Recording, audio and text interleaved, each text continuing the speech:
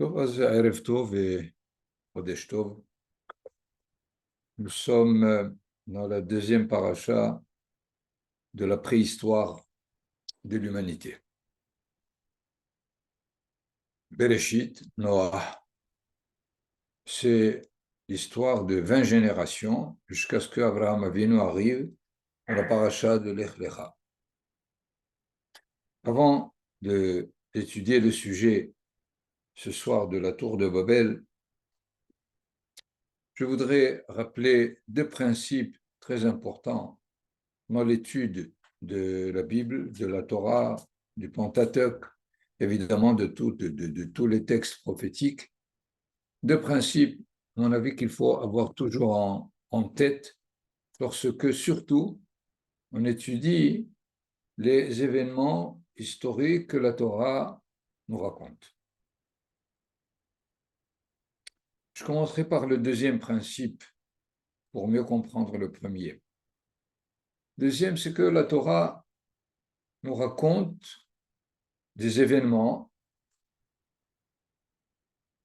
dans lesquels, dans le sens positif de l'événement, c'est pour nous un modèle de conduite. Quand l'événement est négatif, la Torah nous invite à ne pas refaire la même erreur. La Torah nous invite à arranger, à corriger ce qui a été, ce qui a échoué, si on peut dire. Je vous ai donné plusieurs fois, et je le répète, Pessah, le Seder de Pessah, a pour but de réussir la sortie d'Égypte qui a échoué. C'est clair?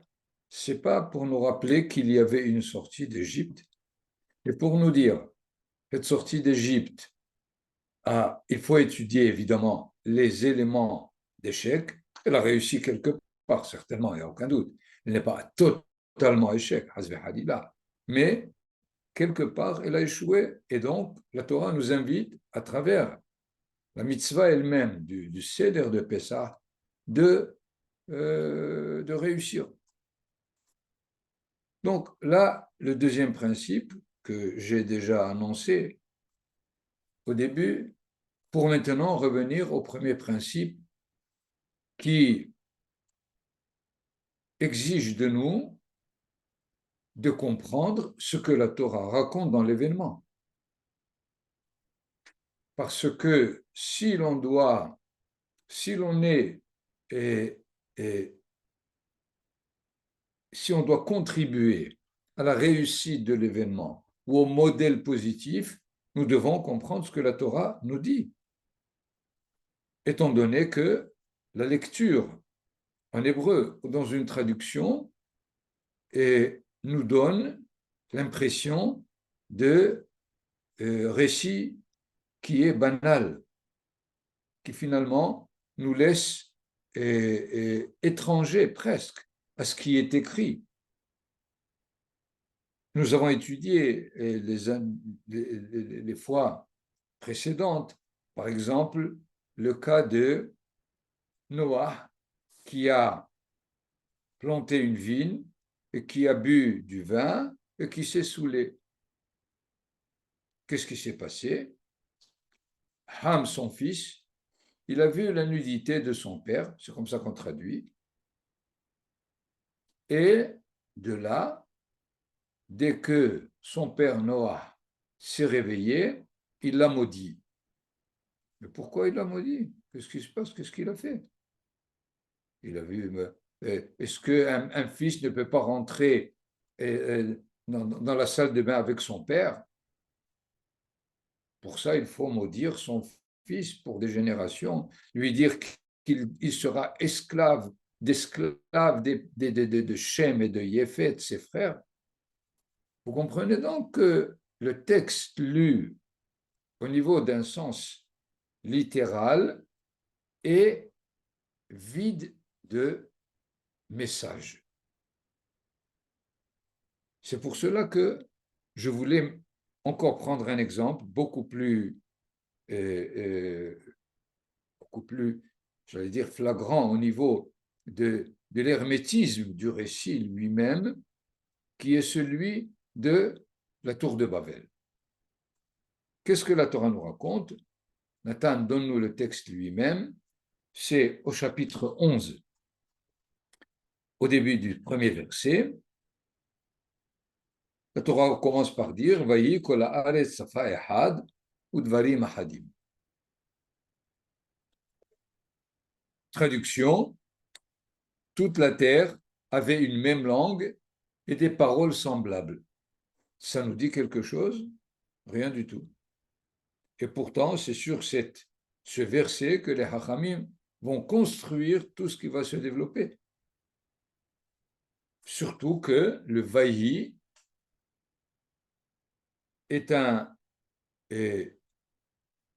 terme qui annonce un malheur. Chaque fois que la Torah nous dit Vaïhi, étant donné que le Vaïhi, c'est quoi? Yehi, c'est le futur. Le Vav avant, c'est Vavaïpour, qui transforme le futur en passé.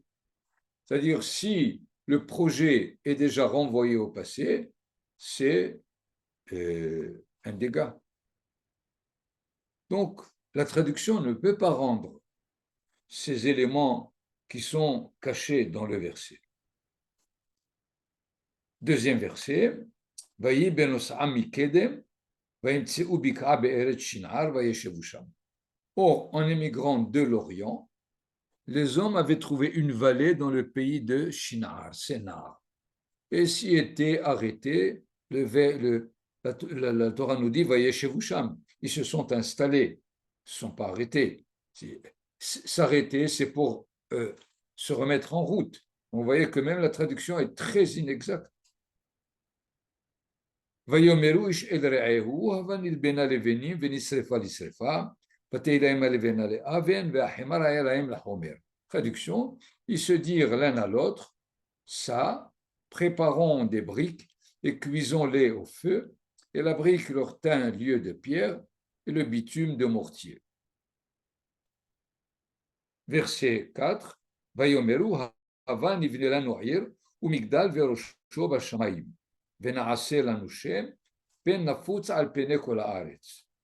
dirent, allons, bâtissons-nous une ville et une tour dont le sommet atteint le ciel, faisons-nous un établissement durable pour ne pas nous disperser sur toute la face de la terre. Ici, par exemple, l'expression Venaase Lanushem est complètement inexistante. Faisons-nous un renom. Dans la traduction de la Bible du consistoire, elle disparaît complètement. Jusque-là, celui qui lit ces 4 versets en hébreu ou en français, il se dit, qu'est-ce qu'il y a? Il n'y a rien de plus positif qu'on puisse imaginer.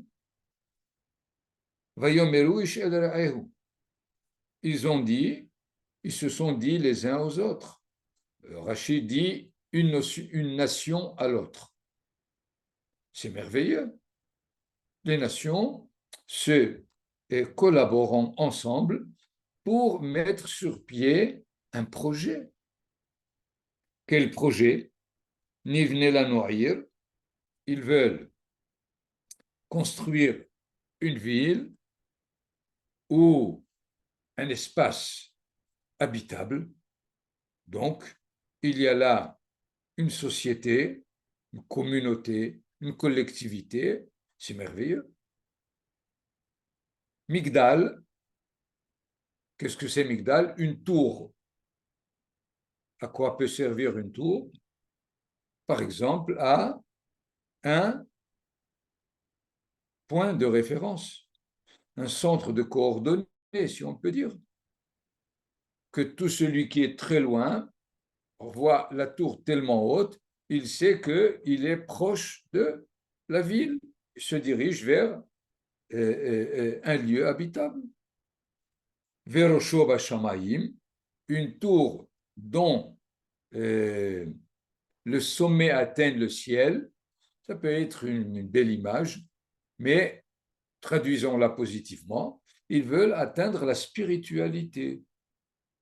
Rosho Vashamayim, les cieux, c'est le lieu de, de, de, de ce qui est spirituel, et donc ils visent tout simplement des buts très très positifs. Venaase Lanushem va se faire un nom, et c'est très problématique comme expression, pour ne pas que, à cause du risque de nous disperser sur toute la face de la terre, c'est-à-dire que l'on soit une humanité bien réunie et qui travaille dans le même but. Donc, vous voyez que une lecture au niveau littéral nous, nous étonne du 5e verset.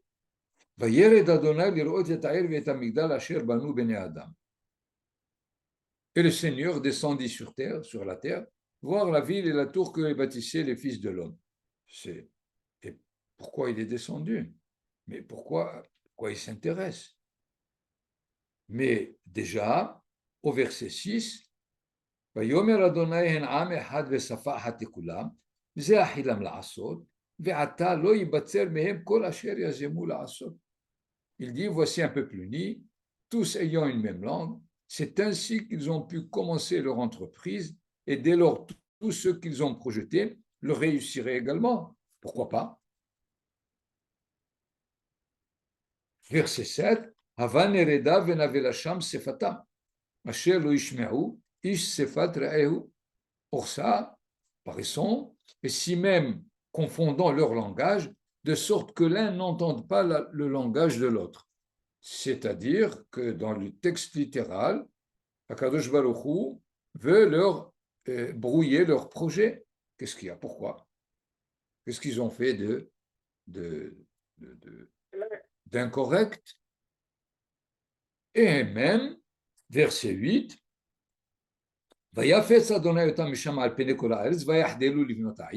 le Seigneur les dispersa donc de ce lieu sur toute la face de la terre, les hommes ayant renoncé à bâtir la ville. On comprend? Qu'est-ce qui s'est passé? Dernier verset. Alken kara shemah Bavel, ki sham balal Adonai sefat kol haaretz, ou misham efitzam Adonai al pene kol haaretz.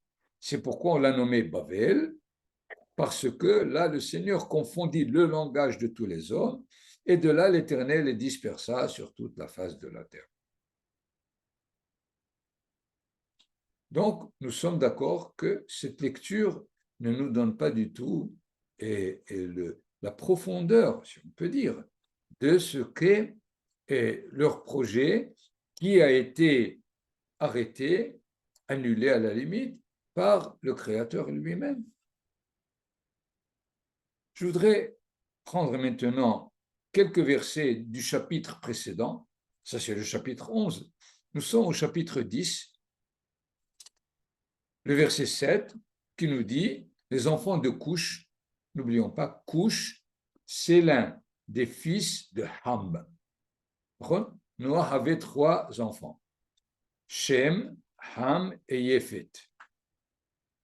Ubne Couche et Ubne Ham, Couche ou Mitzrayim ou Put ou Chnaan.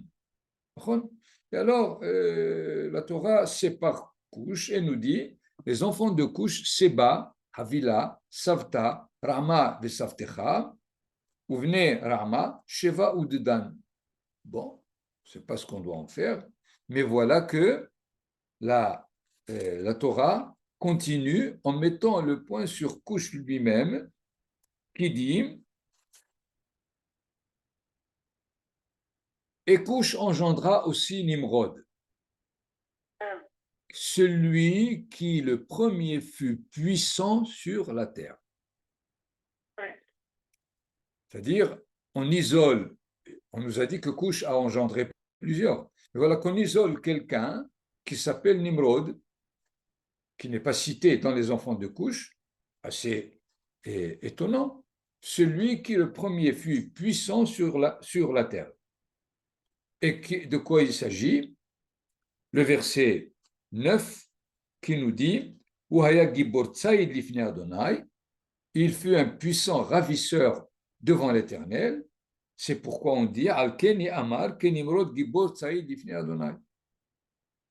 Tel que Nimrod, un puissant ravisseur devant l'Éternel.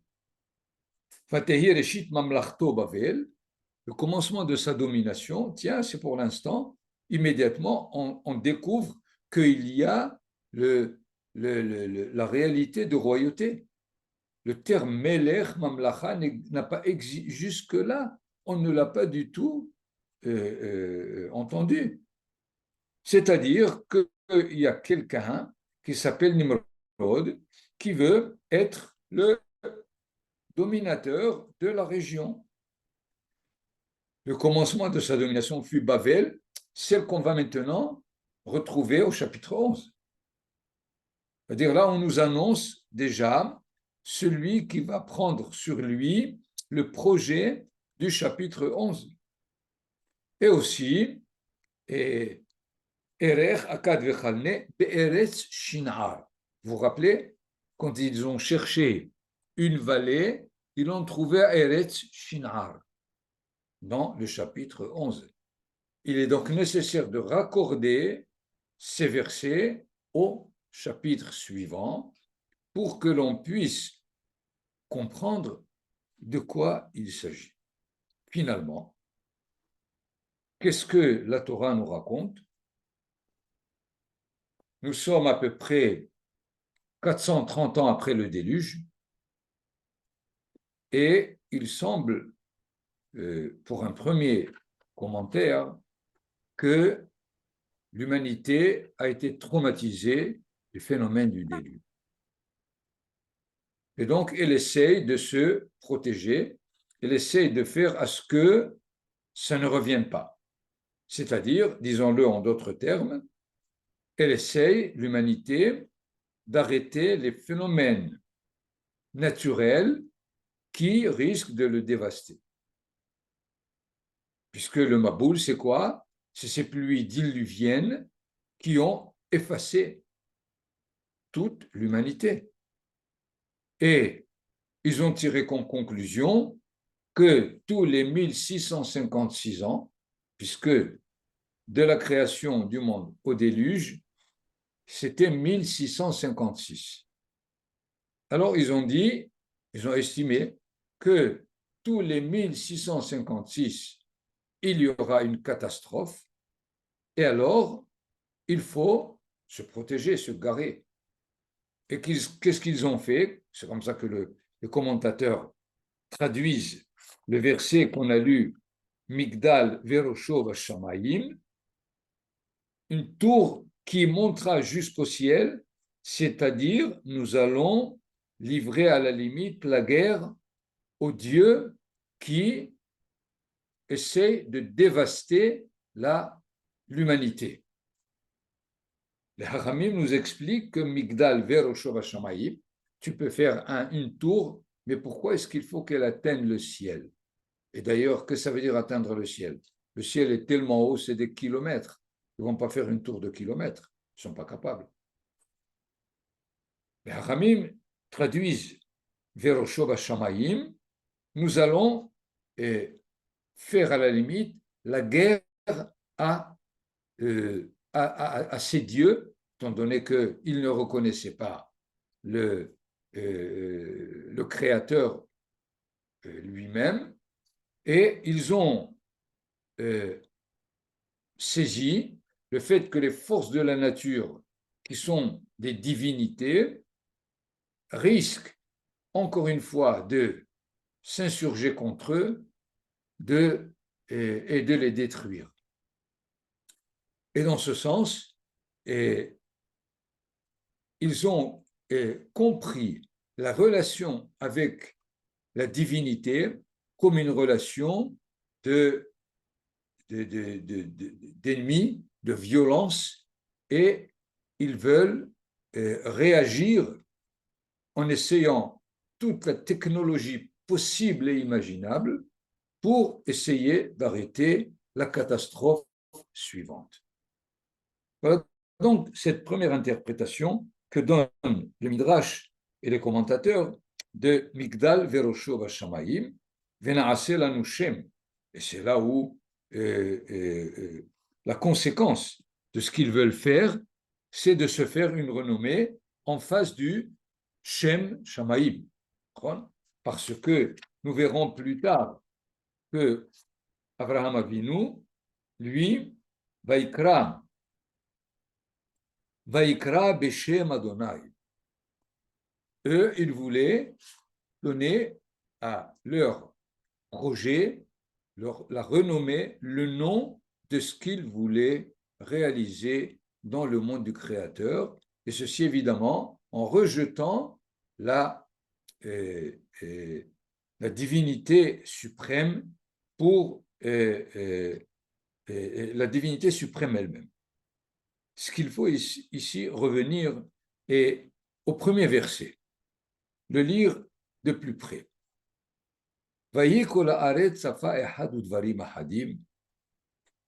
Et nous allons maintenant détailler plus. Safa ehad, ça veut dire une langue unique, unie. Udvarim ahadim, et des paroles, plusieurs.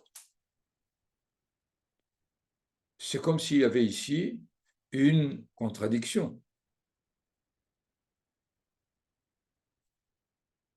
Il semble qu'il y a là cette situation dans laquelle la problématique, c'est l'union de Safahat et le pluralisme de Dvarim Ahadim. C'est-à-dire, l'humanité se trouve entre deux polarités possibles qui a priori sont contradictoires. Ou bien être unis, ou bien donner la possibilité de la pluralité aux habitants de la terre. La Torah veut ici nous enseigner que cela soit l'union ou la pluralité, il risque les deux d'être un échec pour l'humanité. Pourquoi? S'il s'agit de l'union, cela se fait certainement autour d'un idéal qui doit unir toute l'humanité. Quel est le risque? C'est la dictature, le totalitarisme. Il y a un idéal et tout le monde doit le suivre. C'est-à-dire, on efface la personne humaine. On efface la possibilité de pouvoir s'exprimer, étant donné que, au nom de l'unanimité, on arrive à l'anonymat. Il n'y a plus de personne. Donc, l'union est dangereuse lorsque elle n'est pas. Elle ne doit pas avoir comme but le vrai but de l'union, que nous allons voir par la suite. Nous savons que c'est exactement ce qui s'est passé dans, par exemple, la Révolution française. La Révolution française a voulu s'unir autour de fraternité, égalité et liberté. Des idéaux merveilleux. Eh bien, quelques dizaines d'années ou centaines, on a quelqu'un comme Napoléon Bonaparte qui devient un empereur. C'est-à-dire, il veut dominer le monde entier. C'est ce qui s'est passé là. C'est-à-dire, ils ont eu une idée et il s'est trouvé quelqu'un qui s'appelait Nimrod, qui est devenu le dictateur de l'époque. D'ailleurs, le Ibn Ezra nous dévoile, je ne sais pas comment il le sait, qu'Abraham Avinu, il était parmi les constructeurs de la tour de Babel. Parce qu'au début, ils pensaient qu'ils avaient une bonne intention. Mais il a immédiatement découvert l'intention de Nimrod et il s'est mis contre lui. Et dans ce sens, évidemment, Nimrod ne supporte pas que quelqu'un soit contre lui. Qu'est-ce qu'il va essayer? De l'éliminer, de l'envoyer au four crématoire. Miracle, Abraham Avinu a été sauvé, et évidemment, ce qu'il peut faire, c'est s'enfuir, sortir immédiatement de Babel. Donc, dans ce sens, vous voyez que le fait de vouloir s'unir autour d'une idéologie a comme danger le fait de transformer l'idéologie en impérialisme, en dictature, et le monde a vécu ça après au niveau de l'Égypte, au niveau des 4 empires que vous connaissez, Babel, la Perse, la Grèce et Rome après. Donc vous comprenez que l'histoire qui est racontée ici au chapitre 11 n'est pas une histoire qui s'est passée. La Torah nous dit, sachez que ça va se passer encore. Et alors, où vous êtes capable d'arrêter cet impérialisme, ou bien l'humanité souffrira sous tous ces impérialismes. Mais il y a maintenant le pluralisme qu'on a dit dans le premier verset, Safa Ehad Udvarim Ahadim. Ici, qu'est-ce qu'on essaye?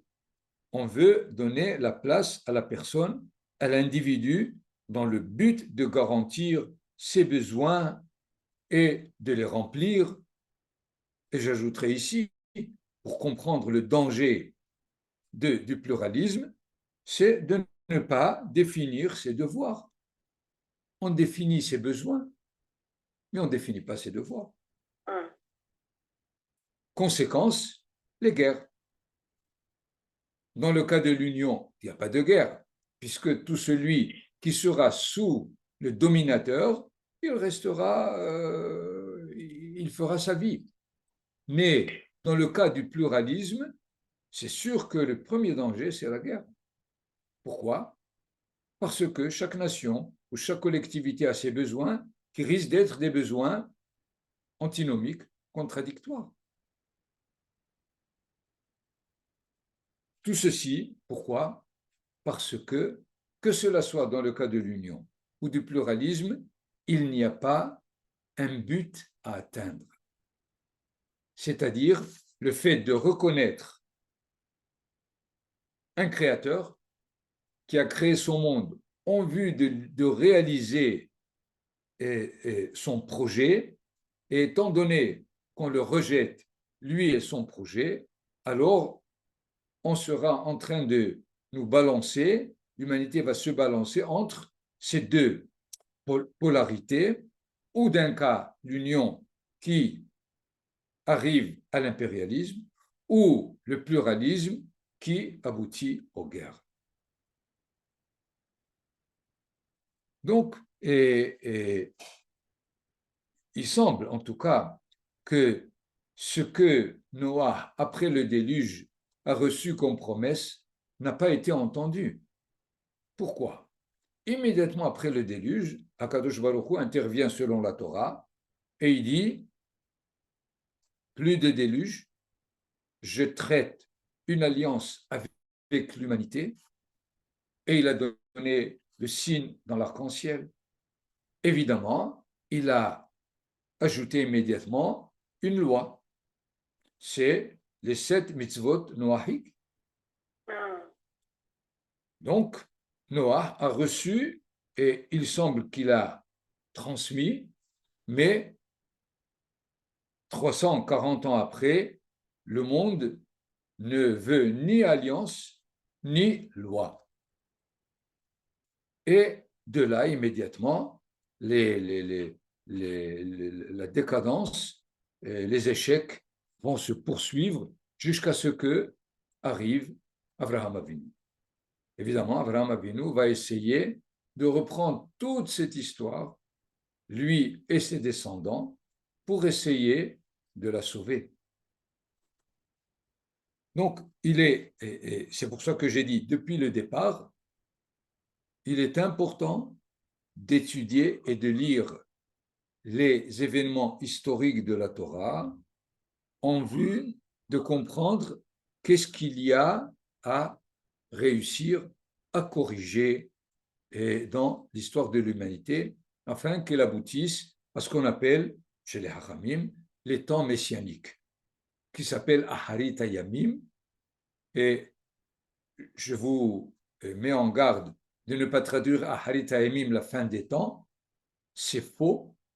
Aharit Hayamim n'est pas dit sauf Hayamim. Aharit, ça veut dire la finalité du temps.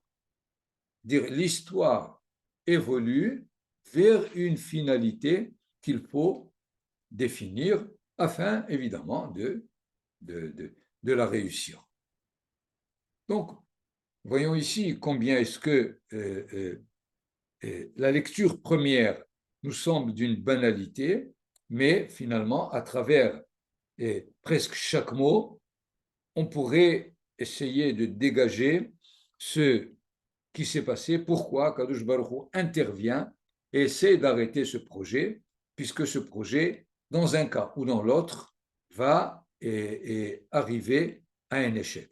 Et la meilleure chose, c'est de disperser cette humanité, que chacun puisse travailler son identité, son but, sans être gêné à la limite par l'autre. C'est ça l'espoir que Kadosh Baruch Hu a eu lorsque Alken il les a dispersés, pas en tant que sanction, ni en tant que punition, et je répète plusieurs fois. Par exemple, dans le cas de Noah, qui a maudit son fils, il ne l'a pas maudit. Il l'a mis en garde en lui disant, voilà quelle est ton identité maintenant. Puisque ce que Ham, le fils de Noah, a fait, nous avons dit, il n'a pas vu la nudité de son père, mais les Hachamim nous disent qu'il a empêché donc son père d'avoir un quatrième enfant. C'est-à-dire, il l'a castré. Pourquoi? Qu'est-ce qui a amené Ham à dire? Ham, il a réfléchi. Il a dit, Adam Arishon, il a vu 2 enfants. Et qu'est-ce qui s'est passé? L'un a tué l'autre. Et mon père, il a envie de faire un quatrième. Déjà, avec 3, on ne s'entend pas. Avec un quatrième, ça sera pire. En plus, si le quatrième, après le déluge, sera meilleur que les autres, il va être celui qui contraint les autres à être ce qu'il faut. Et nous, on n'a pas envie. Ce qui fait, il y a des fois des façons de raisonner qui semblent tout à fait logiques, mais il y a derrière eux l'échec. Manitou Zeret Tzadik Livracha, je terminerai par cette remarque qui a dit, lorsque Napoléon a proposé la nationalité française à tous les Juifs qui étaient en France, c'était pour eux la délivrance. Mais qu'est-ce qu'il avait en tête? D'annuler la notion de nation des Juifs de France. Vous n'êtes plus une nation, vous êtes une religion.